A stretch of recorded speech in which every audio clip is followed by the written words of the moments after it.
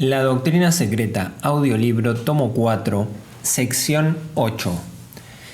El simbolismo de los nombres de Misterio, Iao y Jehová en sus relaciones con la cruz y el círculo. Cuando el abate Luis Constant, más conocido por Eliphas Levi, dijo en su Historia de la Magia que el Sefer Yetzirah, el Zohar y el Apocalipsis de San Juan son las obras maestras de las ciencias ocultas, debió haber añadido, si quería ser exacto y claro, en Europa. Es mucha verdad que estas obras contienen más significación que palabras, y que su expresión es poética, al paso que en los números son exactas.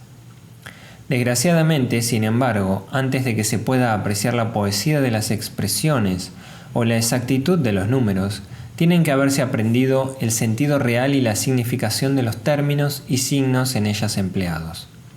Pero nadie puede aprender esto mientras ignore el principio fundamental de la doctrina secreta, ya sea en el esoterismo oriental o en la simbología cabalística. La clave o valor en todos sus aspectos de los nombres de Dios, de los ángeles y de los nombres de los patriarcas en la Biblia, su valor matemático o geométrico y sus relaciones con la naturaleza manifestada.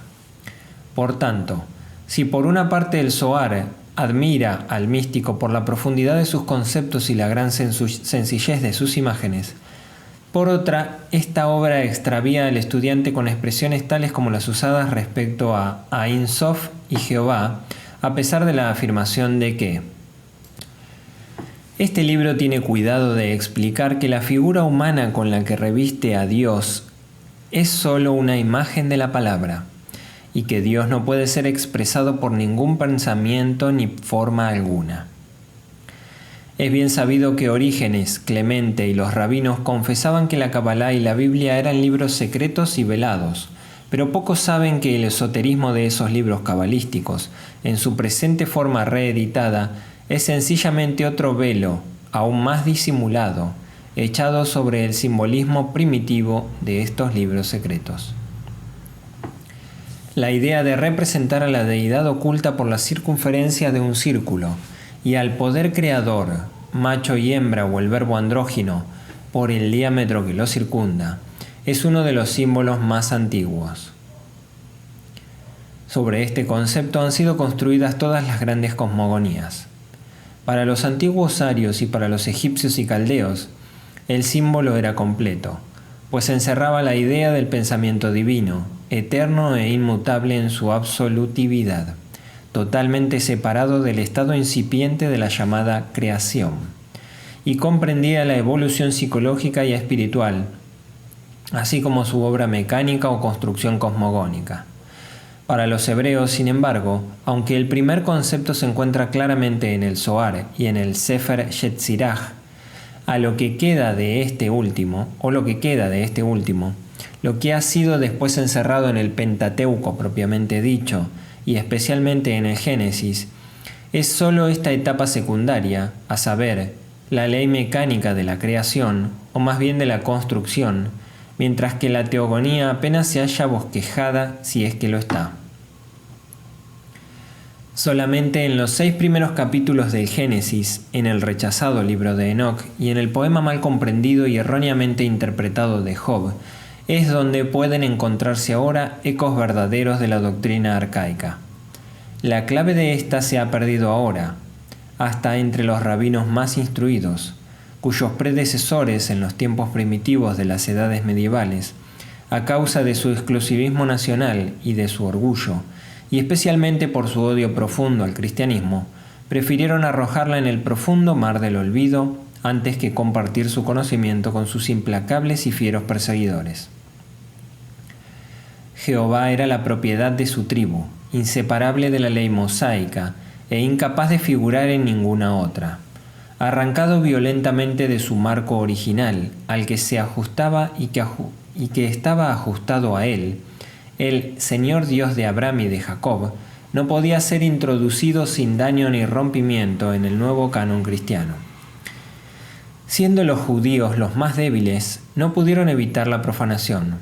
Guardaron sin embargo el secreto del origen de su Adam Kadmon, o Jehová macho y hembra, y el nuevo tabernáculo resultó ser por completo inadecuado para el antiguo Dios.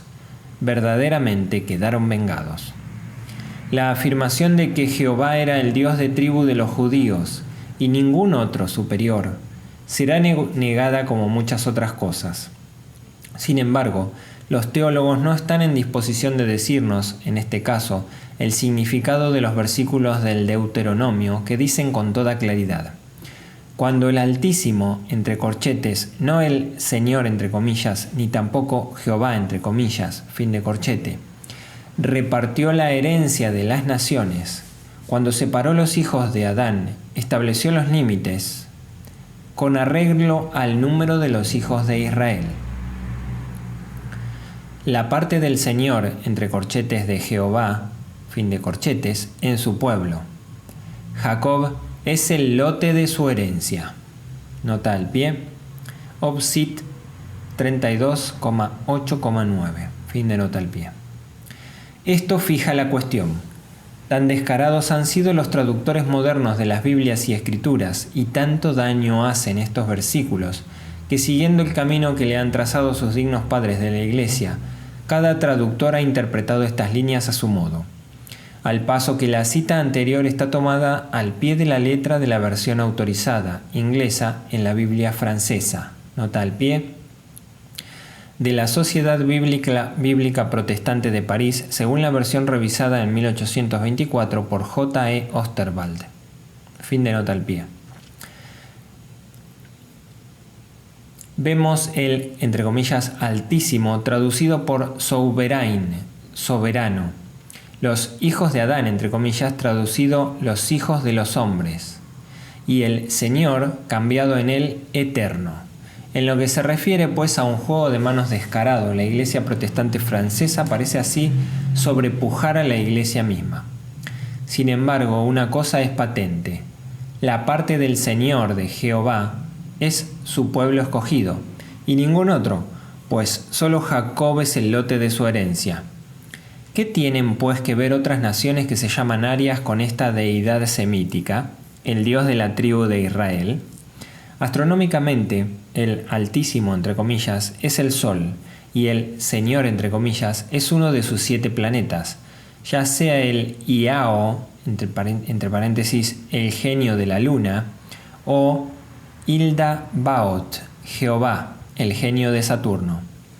Según Orígenes y los gnósticos egipcios, nota al pie, para los gnósticos egipcios, Tot, entre paréntesis, Hermes, era el jefe de los 7. Véase el libro de los muertos. Sus nombres los da Orígenes como Adonai, entre paréntesis, del sol, Iao, entre paréntesis, de la luna, Eloí, entre paréntesis, Júpiter, Sabao, entre paréntesis, Marte, Orai, entre paréntesis, Venus, Astapai, entre paréntesis, Mercurio, y finalmente Hilda Baot, entre paréntesis, Saturno. Véase Gnostics and Their Remains de King, página 334. Fin de nota al pie. Que el ángel Gabriel, el Señor de Irán, vele por su pueblo, y Miguel Jehová por sus hebreos. Estos no son los dioses de otras naciones, ni jamás fueron los de Jesús. Así como cada Dev persa está encadenado a su planeta, nota al pie, véase la copia de la carta o diagrama de los sofitas de Orígenes en su Contra Celsum. Fin de nota al pie. Así también cada deva indo, entre paréntesis, un señor, tiene su parte destinada, un mundo, un planeta, una nación o una raza. La pluralidad de mundos implica la pluralidad de dioses. Creemos en la primera y podemos reconocer la segunda, aunque nunca rendirle culto. Nota al pie, véase parte 3 de este volumen, sección 4b, sobre las cadenas de planetas y su pluralidad. Fin de nota al pie. Se ha declarado repetidamente en esta obra que todos los símbolos religiosos filosóficos tenían 7 significados propios, perteneciendo cada uno a su legítimo plano de pensamiento. sea puramente metafísico o astronómico, psíquico o fisiológico, etc. Estos 7 significados y sus aplicaciones son bastante difíciles de aprender cuando se consideran por sí mismos, pero la interpretación y comprensión verdadera de ellos se hace 10 veces más enigmática cuando, en lugar de relacionarlos o hacer surgir uno de otro y seguirse, se acepta cada uno o cualquiera de ellos como la sola y única explicación de toda la idea simbólica. Puede darse un ejemplo que ilustra admirablemente la afirmación. He aquí 2 interpretaciones que dan 2 sabios cabalistas y eruditos de un mismo versículo del Éxodo. Moisés ruega al Señor que le muestre su gloria. Es evidente que no es la fraseología cruda de la letra muerta, tal como se encuentra en la Biblia, lo que hay que aceptar. En la Cábala hay 7 significados, de los cuales podemos exponer 2 interpretaciones para los referidos eruditos. Uno de ellos traduce a la par que explica: Tú no puedes ver mi faz. Yo te pondré en una grieta de la roca y te cubriré con mi mano al pasar por tu lado.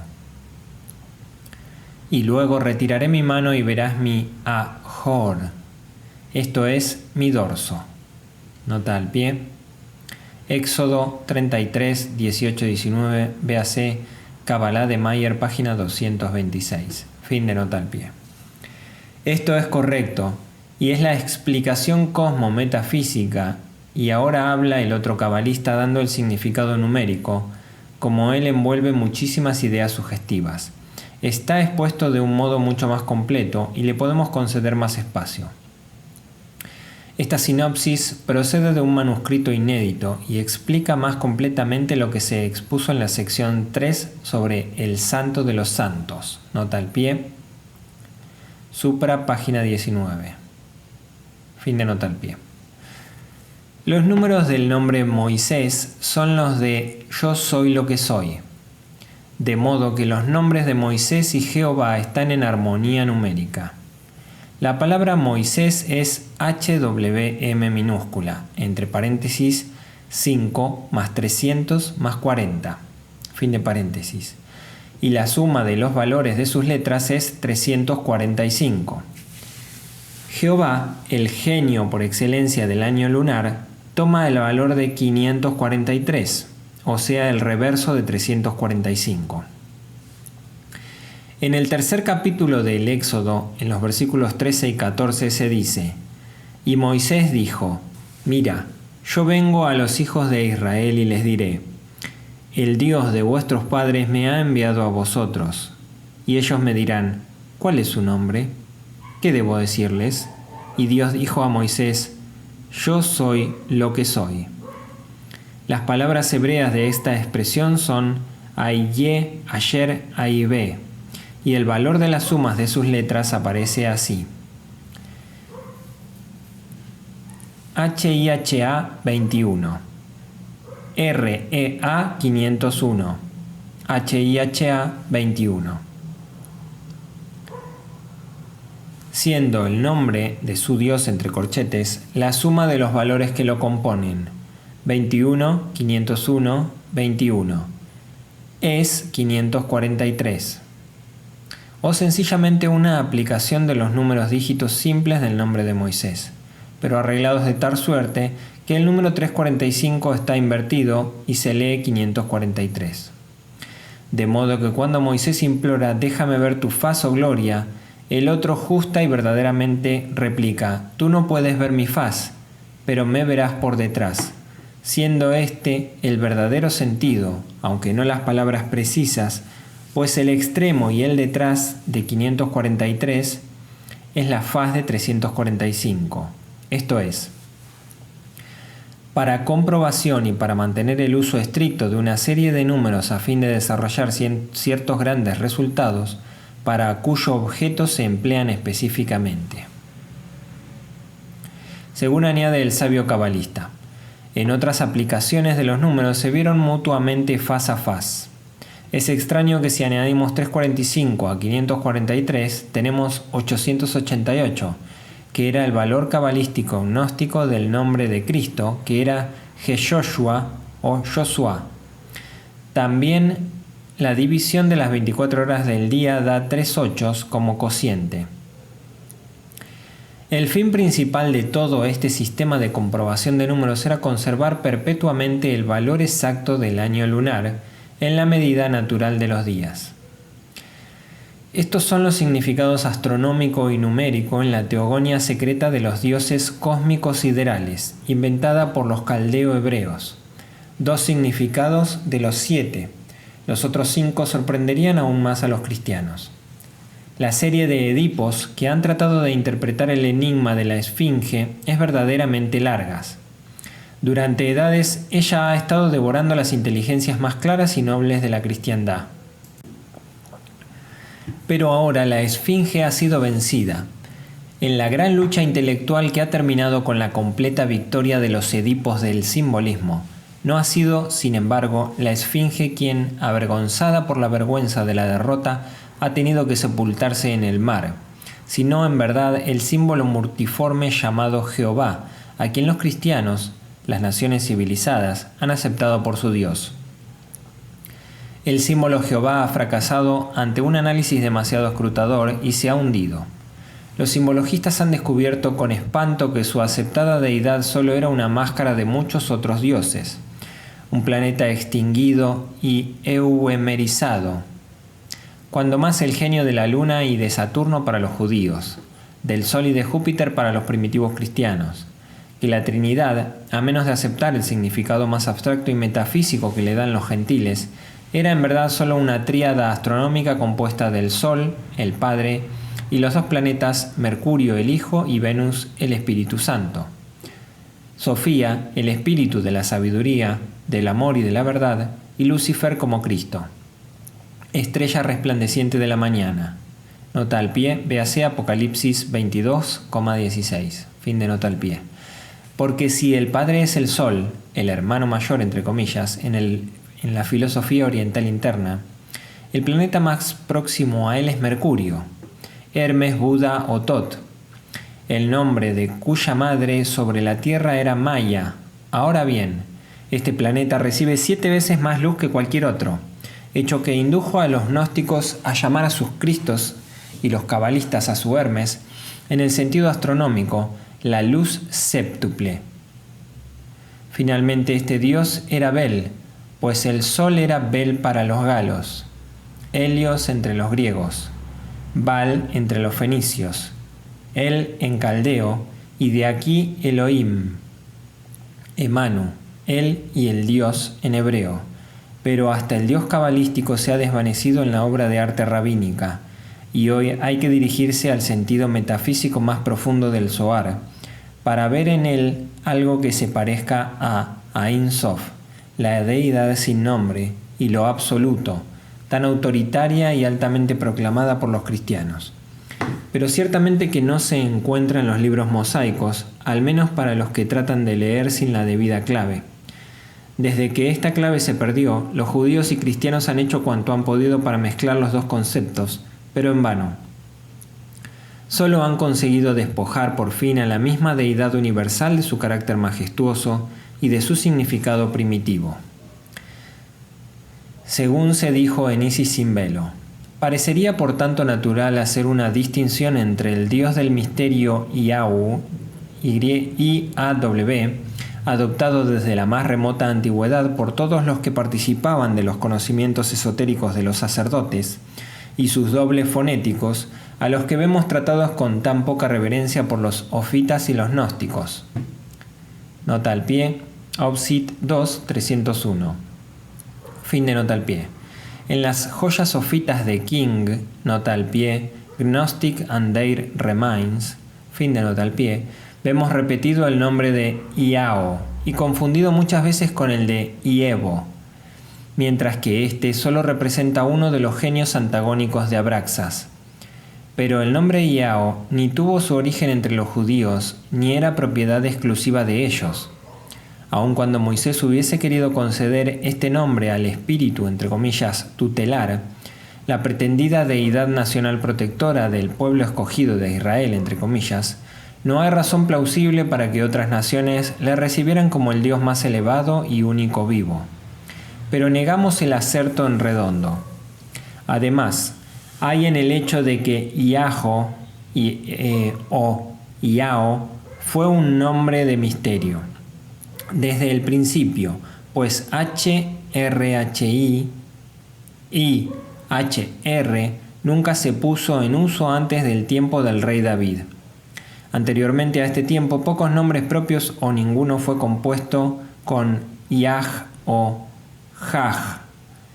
Parece más bien como si David, que vivió entre los tirios y filisteos, nota al pie, 2 Samuel 11, fin de nota al pie, hubiese traído de allí el nombre de Jehová. Hizo él a Sadoc alto sacerdote, de quien proceden los sadoquitas o saduceos. Vivió él y gobernó primeramente en Hebro, Jabir-On o ciudad de Cabeir, en donde los ritos de los 4 dioses del misterio, entre paréntesis, se celebraban. Ni David ni Salomón reconocían a Moisés ni a su ley. Aspiraban ellos a construir un templo a HBHI, como las construcciones erigidas por Hiram a Hércules y Venus a Adón y Astarte. Furst dice, entre comillas, el nombre muy antiguo de Dios, Iaho, escrito en griego IAW, parece, aparte de su derivación, haber sido un nombre místico antiguo de la deidad suprema de los semitas. De aquí que se le comunicara a Moisés cuando fue iniciado en Hor-Eb, la caverna, bajo la dirección de Yetro, el sacerdote kenite o cainita de Maidam. En una antigua religión de los caldeos, cuyos restos se encuentran entre los neoplatónicos, la divinidad más elevada, entronizada por encima de los 7 cielos, representando el principio de la luz espiritual, y también concebida como demiurgo, nota al pie, por muy pocos, sin embargo, pues los creadores del universo material fueron siempre considerados como dioses subordinados a la deidad más elevada, fin de nota al pie, era llamada IAW, entre paréntesis RHI, que era semejante al Iaho, hebreo misterioso e innombrable, y cuyo nombre se comunicaba a los iniciados. Los fenicios tenían un dios supremo cuyo nombre era triliteral y secreto, y este era IAW, fin de comillas, nota al pie, Obsit 2, 296, 297. Furst presenta citas de Lidus y de Cedreno en apoyo de sus acertos, fin de nota al pie. La cruz, dicen los cabalistas repitiendo la lección de los ocultistas, es uno de los símbolos más antiguos, y hasta quizás el más antiguo de todos.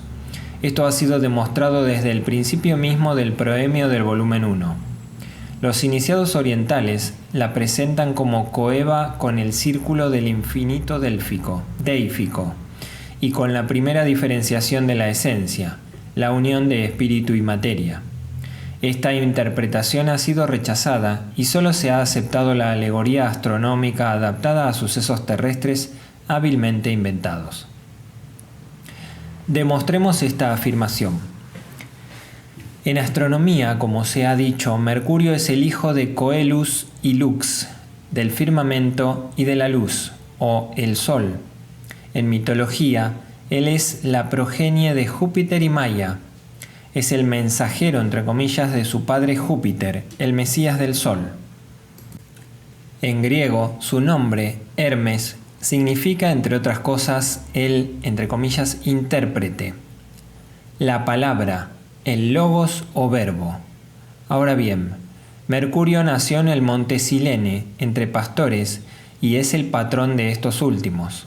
Como genio psicopómpico, conducía las almas de los muertos al Hades y las volvía a traer, cargo que se atribuyó a Jesús después de su muerte y resurrección. Los símbolos de Hermes, Mercurio, entre paréntesis di termini, eran colocados en las vueltas de los caminos, lo mismo que se colocan ahora cruces en Italia, y eran cruciformes. Nota al pie, véase el grabado 77 del volumen 1 de Antiquies de Montfaucon. Los discípulos de Hermes van, después de su muerte, a su planeta Mercurio, su reino de los cielos. Fin de nota al pie. Cada séptimo día los sacerdotes ungían con aceite estos términos y una vez al año les colgaban guirnaldas. por tanto, eran los ungidos. Mercurio, al hablar por medio de sus oráculos, dice: «Yo soy aquel que llamáis el Hijo del Padre, entre corchetes Júpiter y de Maia, dejando al Rey del Cielo, entre corchetes el Sol, vengo a ayudaros, mortales». Mercurio cura a los ciegos y devuelve la vista mental y física. Nota al pie, cornutus, fin de nota al pie. Muchas veces era representado como de 3 cabezas y llamado tricéfalo. Triple como uno con el Sol y Venus. Finalmente Mercurio, según muestra Cornutos, nota al pie, Lidus de Mensibus 4, fin de nota al pie, era algunas veces figurado bajo una forma cúbica, sin brazos, porque el poder del lenguaje y elocuencia pueden prevalecer sin ayuda de las manos o de los pies. Esta forma cúbica es la que relaciona directamente los términos con la cruz, y la elocuencia o el poder del lenguaje de Mercurio fue lo que hizo decir al astuto Eusebio: Hermes es el emblema de la palabra que crea e interpreta todo, pues es el verbo creador. Y él muestra a Porfirio enseñando que el lenguaje de Hermes, interpretado ahora verbo de Dios, entre paréntesis signo de exclamación, en el Pimander, un lenguaje, entre paréntesis verbo, creador, es el principio seminal esparcido por todo el universo. Nota al pie, Preparat Evanc 1, 3,2. Fin de nota al pie. En alquimia, Mercurio, entre comillas, es el principio radical húmedo, el agua primitiva o elementaria, que contiene la semilla del universo, fecundada por los fuegos solares. Para expresar este principio fecundante, los egipcios añadían muchas veces un falo a la cruz, el macho y la hembra o la vertical y la horizontal unidas. Los términos cruciformes representaban también esta idea dual que se encontró en Egipto en el Hermes cúbico. El autor de The Source of Measures nos dice por qué. Nota al pie, pero véase la sección 2 sobre el Priapo gnóstico. Fin de nota al pie. Según él muestra, el cubo desarrollado se convierte en una cruz en forma de tau o cruz egipcia y también el círculo unido a la tau de la cruz ansata, de los antiguos faraones. Habían aprendido esto de sus sacerdotes y de sus reyes iniciados, hacía edades y también lo que significaba, un hombre unido a la cruz, cuya idea se hizo que se relacionase con la del origen de la vida humana, y de aquí la forma fálica. Solo que esta última entró en acción, evos y edades después de la idea del carpintero y artífice de los dioses, Vishvakarman, crucificando al sol iniciado en el torno cruciforme. Según dice el mismo autor, el poner un hombre en la cruz fue usado en esta forma de manifestación por los indos. Nota al pie, Obsit, página 52. Pero era para que se relacionase, entre comillas, con la idea del nuevo nacimiento del hombre por medio de la regeneración espiritual, no por la física. El candidato a la iniciación era atado a la tau o cruz astronómica con una idea mucho más grandiosa y noble que la del origen de la mera vida terrestre. Por otra parte, los semitas parece que no tuvieron ningún objeto más elevado en la vida que el de procrear su especie, así que geométricamente y según lo que se lee en la Biblia por medio del método numérico, el autor de The Source of Measures está en lo firme. Todo el sistema, entre corchetes judío, parece haber sido considerado antiguamente como fundado en la naturaleza y como adoptado por la naturaleza o Dios como la base o ley del ejercicio práctico del poder creador. Esto es, era el designio creador, cuya aplicación práctica era la creación. Esto parece establecido por el hecho de que bajo el sistema empleado, las medidas del tiempo planetario servían coordinadamente como medidas del tamaño de los planetas y de la particularidad de sus estructuras, esto es, de la extensión de sus diámetros polares y ecuatoriales. Este sistema, el del designio creador, parece ser el fundamento de toda la estructura bíblica como base de su ritualismo, y para manifestación de las obras de la deidad en lo que se refiere a la arquitectura, por el uso de la unidad sagrada de la medida en el jardín del Edén, en el arca de Noé, en el tabernáculo y en el templo de Salomón. Nota al pie, Ibid, páginas 3 y 4. Fin de nota al pie. Así pues, por indicación misma de los defensores de este sistema, se prueba que la deidad judía es cuando más tan solo la duada manifestada, nunca el todo absoluto único. Geométricamente demostrada, es un número, simbólicamente, un priapo eugemerizado, y esto apenas puede satisfacer a una humanidad sedienta de demostraciones de verdades espirituales reales y de la posesión de un Dios con naturaleza divina, no antropomórfica. Es extraño que los más sabios de los cabalistas modernos no puedan ver en la cruz y el círculo nada más que un símbolo de la deidad creadora y andrógina, manifestada en su relación e intervención en los fenómenos del mundo. Nota al pie. Que el lector se dirija al Zohar y a las dos Kabbals de Isaac Mayer y de S. L. McGregor Matters con interpretaciones si quiere convencerse de esto. Fin de nota al pie.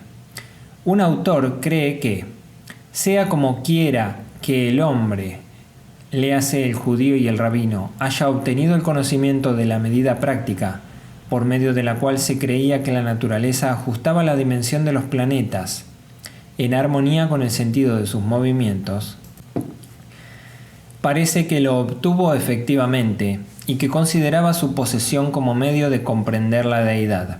Esto es, que se aproximó tanto al concepto de un ser con una mente semejante a la suya, solo que infinitamente más poderosa, que llegó a hacerse cargo de la existencia de una ley de creación establecida por aquel ser, el cual debe haber existido anterior a toda creación, cabalísticamente llamada el Verbo. Nota al pie, Ibid en página 5, fin de nota al pie. Esto ha podido satisfacer la mente práctica semita, pero el ocultista oriental tiene que rechazar la oferta de semejante Dios, pues verdaderamente una deidad, un ser, con una mente semejante a la del hombre, solo que infinitamente más poderosa, no es un Dios alguno que trascienda el ciclo de la creación. No tiene nada en él que ver con el concepto ideal del universo eterno. Es cuando más uno de los poderes creadores subordinados, cuya totalidad es llamada los Sepirot, el hombre celeste, y Adam Kadmon, el segundo logos de los platónicos. Esta misma idea se ve claramente en el fondo de las más hábiles definiciones de la Kabbalah y sus misterios, Verbigracia, por Juana Parker, según está citado en la misma obra.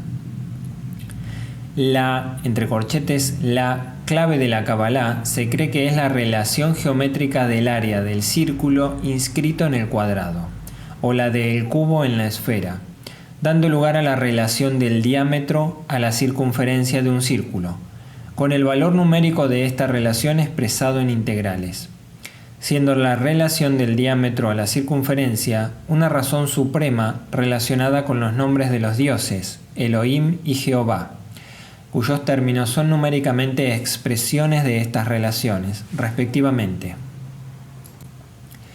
El primero de la circunferencia y el último del diámetro. Abraza en sí todas las demás subordinaciones. En la Biblia se emplean dos modos de expresar la razón de la circunferencia al diámetro en integrales. 1, el perfecto, y 2, el imperfecto.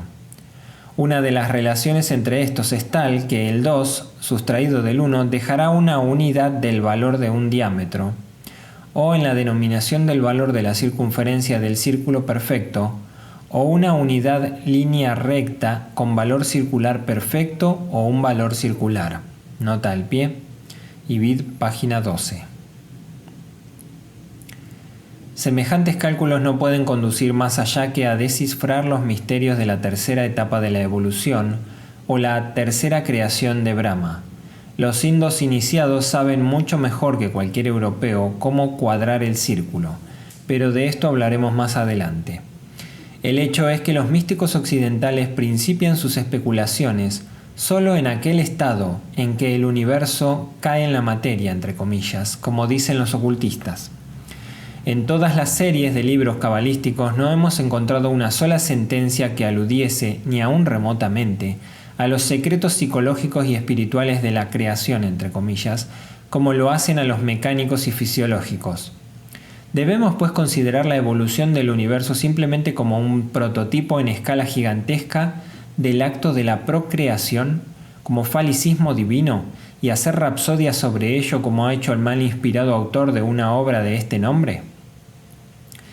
No lo cree así la escritora, y cree que tiene razón en decir esto al ver que en una lectura atenta, tanto exotérica como exotérica del Antiguo Testamento, parece que no ha llevado a los investigadores más entusiastas, más que a la certeza basada en fundamentos matemáticos, de que desde el primer al último capítulo del Pentateuco, todas las escenas, todos los caracteres y sucesos se muestran relacionados, directa o indirectamente, con el origen del nacimiento, en su forma más cruda y brutal.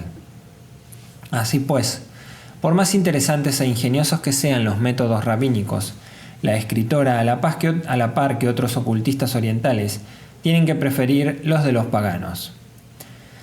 No es, pues, en la Biblia donde tenemos que buscar el origen de la cruz y del círculo, sino más allá del diluvio. Por tanto, volviendo a Eliphas Levi y al Zohar, contestamos por los ocultistas orientales y decimos que, aplicando la práctica al principio, están completamente de acuerdo con Pascal, que dice: Dios es un círculo, cuyo centro está en todas partes y la circunferencia en ninguna.